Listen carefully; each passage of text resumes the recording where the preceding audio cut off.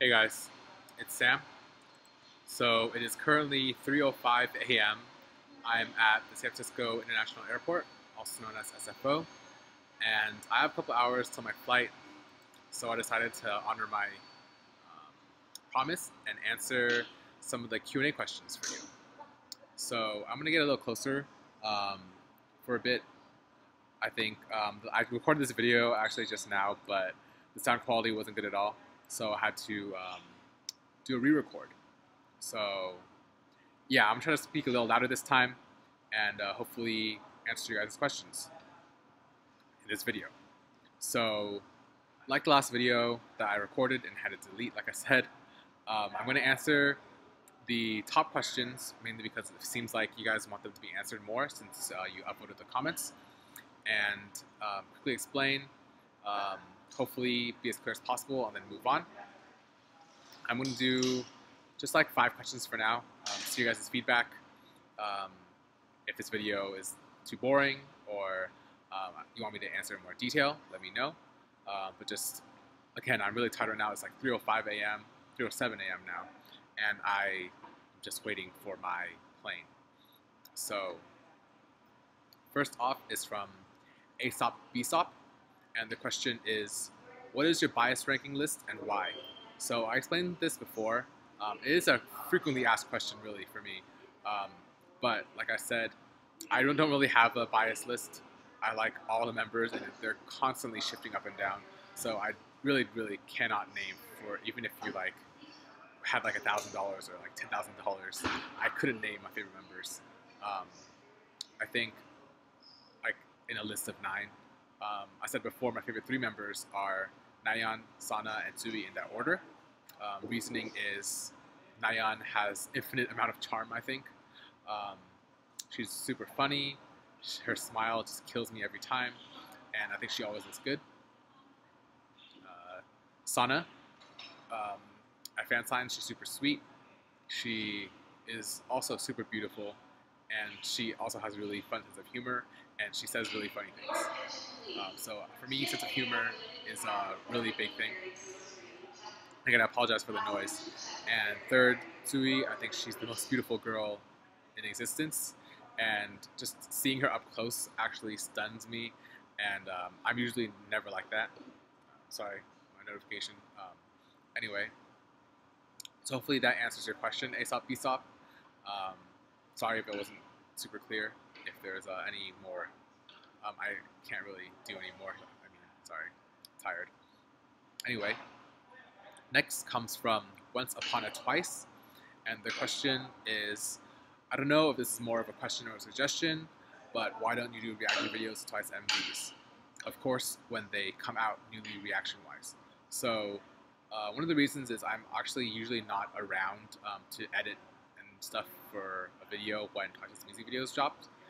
For example, when Knock Knock came out, I was at dinner with other international Once fans in Korea after Twiceland, day 3. So I couldn't do it then. Similarly, I usually am not at a computer. I usually watch every Twice MV on my phone. Um, so yeah, it's just timing. I can't. And also, I'm a terrible reactor. I don't know. I used to have some react videos on my channel back before I decided to dedicate it all to Twice, and they were really cringy. So I don't want to do a reaction video. It makes me cringe just thinking about it. Anyway, next up we have um, pudding cups, and his or her question is: do any of the members look different from what you expect in real life? Um, so yes and no. Yes, because they all, or sorry, no, because they all look the same as they do on TV, and yes, for the same reason. I think they all look super stunning, um, like beautiful. I can't really describe it.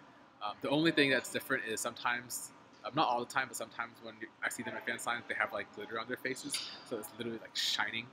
And I'm sure that's just to like bring out their features more on camera. Some of the fan signs I've been to, they came after doing a broadcast, like a music show, so they're still in costume, and the glitter is just really funny. And what yeah, what really surprised me the first time was it was not my first time meeting a celebrity, but my first time meeting a celebrity that I really cared about. I guess if that makes any sense. And yeah, it really blew me away. I was shocked at how beautiful and perfect they looked. But no, they don't look any different than what you would expect if you imagined them to look exactly the same as they do on camera. And sorry if I'm not talking loud enough again. I am trying to be as loud as I can. Anyway, and I'm putting on headphones so I could talk louder so I could hear myself. Sometimes I talk to myself and I can't really hear on the camera. Anyway, next is a question from Peter Cansworth. Let's do this and one more question, and then we'll call it a night. So Peter Cansworth asks, what's your favorite Twice album song? So I have two answers for this.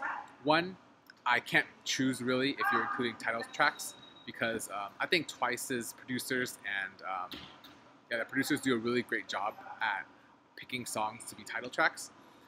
I'm constantly listening to the title tracks over and over and over again. But with that said, I do listen to all their albums. I've listened to every single album through and through at least 30 times each.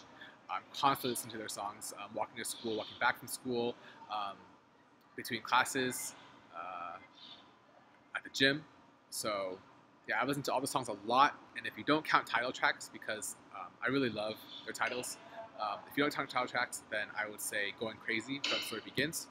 And I know it's not part of the question, but on the same line, my favorite album is Story Begins because I think it is the most complete album in that like it's really cohesive. All the other albums do show off a lot of Twice's charms and different styles of singing, but I think they're not as cohesive as Story Begins, and it feels the most like a complete album, even though it's just a mini album. And hopefully that answers that question. And lastly, this question might take a bit to answer. It took a while. It took a while to answer this question the first time I tried. And it's from Mr. NK. And he says, how do you afford to buy all those albums? And how do you go to Korea so often? And how are you not broke yet? So I've answered this kind of before to an extent, but I'm just going to reiterate, I guess, since a lot of you guys are new subscribers. And that is partially answered by Magical Faith, who replied in the comments. And I have a part-time job. So that part-time job, I don't want to go into details about my own finances and jobs and stuff like that because I think it's really personal and don't really want to share it, especially since a lot of you guys do live nearby. So, you know, I don't really want to have visitors. Anyway, I would love to meet people, but it's really not professional.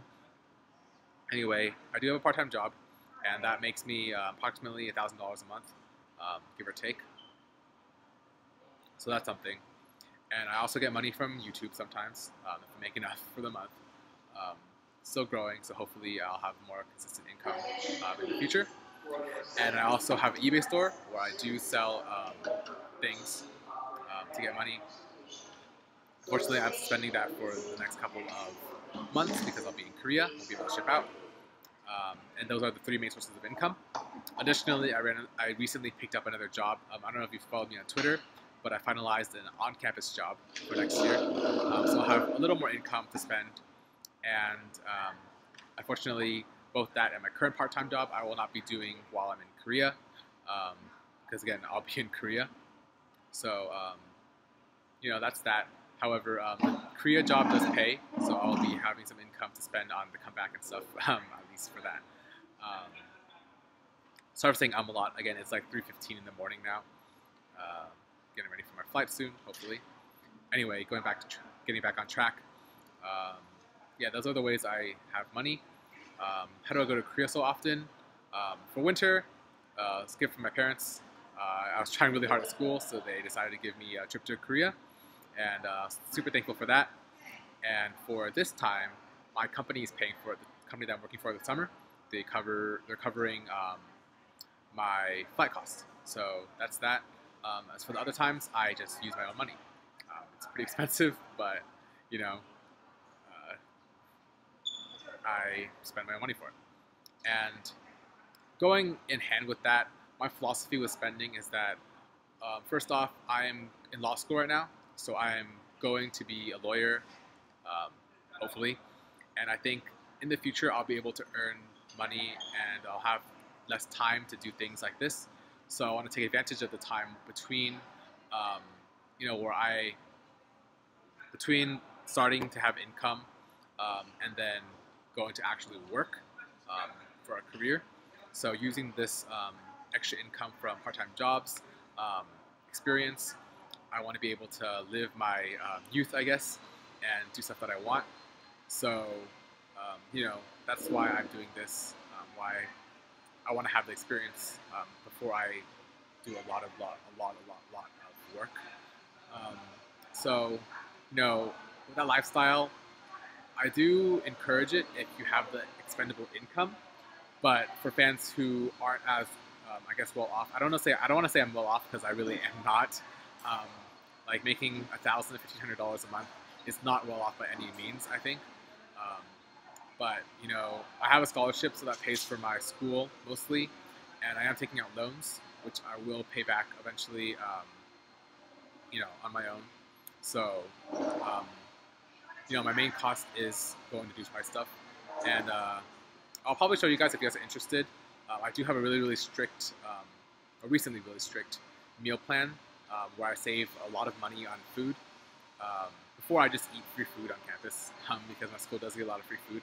But like I said, I was not getting in shape really. I was getting really out of shape. So I started doing my new meal plan where I basically eat really healthy and cut down on costs for food. So I barely spend money on food. I take out loans for rent and school. Not too much though.